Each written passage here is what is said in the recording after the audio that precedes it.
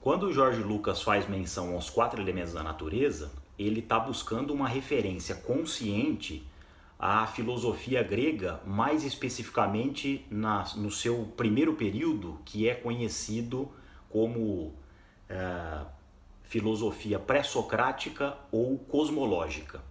E qual era a preocupação dos filósofos daquela época? Começando lá por Tales, passando por Anaxímenes, Anaximandro, Pitágoras, Demócrito, Heráclito e Parmênides. A gente aí está no século VI e século V antes de Cristo. A preocupação daqueles filósofos, majoritariamente, era desvendar qual era a essência do universo, ou seja, qual era o elemento principal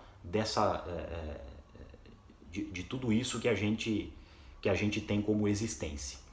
Então as discussões giravam em torno desses 4 elementos justamente. Então alguns defendiam que a água era o elemento principal, outros defendiam que o fogo era o elemento principal, outros defendiam que o ar era o elemento que deu origem a tudo, e assim por diante. Quando então há, ao longo dos 7 episódios, a referência aos 4 elementos da natureza, ele então está, na verdade, ancorando essa narrativa na filosofia pré-socrática.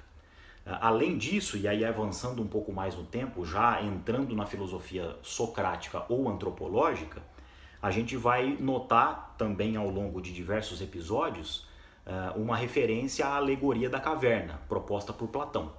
Então, na alegoria da caverna, a mensagem que o autor tenta passar é de que o indivíduo precisa dissociar o esclarecimento da ignorância.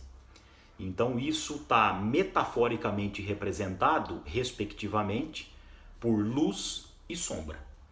Então qual que é a história bruta que Platão nos apresenta? Tem um prisioneiro que se encontra dentro da caverna e ele começa a ver na parede da caverna algumas imagens. E ele, durante um determinado momento, entende que aquilo é a realidade em si.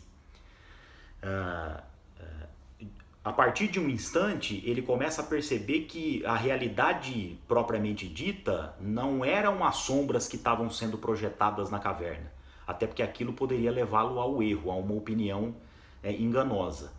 E que a partir disso era necessário se livrar das amarras da prisão e buscar o esclarecimento lá fora, onde se encontrava a luz, porque a realidade propriamente dita estava lá.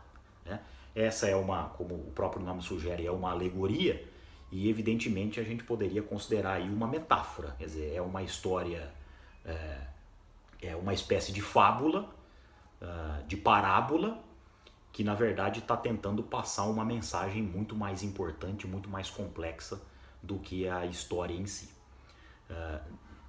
Evidente que não fica muito difícil da gente fazer as correlações. Então, Luke Skywalker e Anakin Skywalker a todo momento estão suscetíveis à luz e à escuridão, e justamente por isso são orientados pelos seus mestres Yoda e Kenobi, no sentido de que é importante privilegiar o esclarecimento, a luz, em detrimento da ignorância, às sombras.